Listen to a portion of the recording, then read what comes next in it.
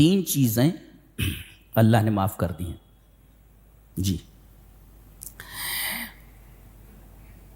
ایک ہے خطا، غلطی سے کوئی چیز آپ کر لیں تو معاف ہے جی. لیکن ایک گناہ ایسا ہے کہ اگر خطأً بھی ہو جائے تو آپ کو چھوڑا نہیں جائے گا جی. وہی کہا جا رہا ہے. وہ گناہ جانتے کون سا ہے؟ قتل ہے. ہاں قتل ہے. اللہ اکبر. کیا کہا گیا؟ وما كان لمؤمن ان يقتل مؤمنا الا خطأ. خطأ کا مطلب یہ ہے کہ گن اس نے اٹھائی کسی جانور کو مارنے کے لیے، وہ جانور تو بھاگ گیا، سامنے ایک آدمی آ گیا، گولی اس کو لگ گئی، مر گیا، تو یہ خطأً ایک گناہ ہوا. تو حدیث میں ہے کہ خطا تو اللہ کے نزدیک معاف ہے، لیکن قتل ایک ایسا گناہ ہے کہ اگر خطأً بھی ہو جائے تو اس کے اوپر دیت ہے جی. قتل تو نہیں کیا جائے گا اس لیے کہ جان بوجھ کر نہیں کیا ہے، لیکن فتحریر رقبۃ مؤمنہ، ایک مومن گردن آزاد کرنا ہے، غلام آزاد کرنا. ودیۃ مسلمہ، 100 اونٹ دینا. کتنے کروڑ روپے ہو گئے؟ کتنے کروڑ روپے ہو گئے؟ 100 اونٹ دیۃ مسلمہ جی. یہ دینا ہے جو غلطی سے کسی کو قتل کر دے. اللہ کے ہاں انسانی جان کا اس قدر احترام ہے. پوری دنیا میں جانتے ہیں انسانی جان کا احترام کن کے نزدیک نہیں ہے؟ یہودیوں کے نزدیک نہیں ہے، اور ان کے جو 2 حلیف ہیں لندنی اور امریکی، ان کے نزدیک انسانی جانوں کا کوئی احترام نہیں. اور کہتے ہیں ہم دنیا کی سب سے کلچرڈ اور سب سے سویلائزڈ ہم لوگ قوم ہیں. لعنت ہے اسی سویلائزیشن کے اوپر، ایسے کلچر کے اوپر جہاں انسانی جانوں کی کوئی قدر و قیمت نہ ہو. یہ انسانی جانوں کی قدر و قیمت ہے ہمارے ہاں جی.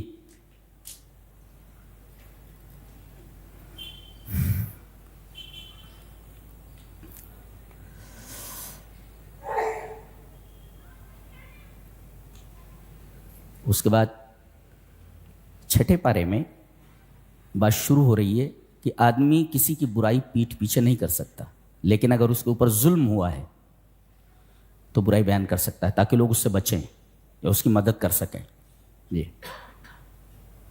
ایک آدمی کے پڑوسی نے اس کا جینا حرام کر رکھا تھا، اس نے اپنا سامان نکالا اور سڑک پر رکھ دیا. جو بھی آتا، ارے بھائی اپنا سامان تم باہر کیوں نکالے؟ میرا پڑوسی اچھا نہیں ہوگا، بہت تکلیف دیتا ہے، بہت برا آدمی ہے. پھر دوسرا آتا، بھئی اپنے اپنا سامان سڑک، میرا پڑوسی آیا، کہا کہ چلیے جناب بہت ہو گیا، بہت بے عزت ہو چکا میں، چلیے. تو اس طریقے سے اگر ظلم ہوا ہو تو دوسروں سے اس کی برائی بیان کی جا سکتی ہے. فرمایا گیا افلا یتدبرون القرآن، کیا یہ قرآن پر غور نہیں کرتے؟ علامہ ابن قیم رحمہ اللہ نے اپنی کتاب مفتاح دار السعادہ میں لکھا ہے فقرات آیت بتفکر وتفہم خیر من ختمت من غیر تدبر وتفہم. مفتاح دار السعادہ امام ابن قیم کے الفاظ ہیں جو مفتاح دار السعادہ میں نے نقل کر دیا. ایک آیت کو غور کے ساتھ اور سمجھ کر کے پڑھنا، بتفکر وتفہم، سمجھ کر کے پڑھنا اور غور سے پڑھنا بہتر ہے قرآن ختم کرنے سے جو بلا سمجھ کر کے سنا جائے، بلا فکر کے، بلا غور کے ایسے پڑھ لیا جائے یا سن لیا جائے. ایک آیت کو سمجھ کر کے پڑھنا پورے قرآن کو سننے سے بہتر ہے، پورے قرآن کے پڑھنے سے بہتر ہے.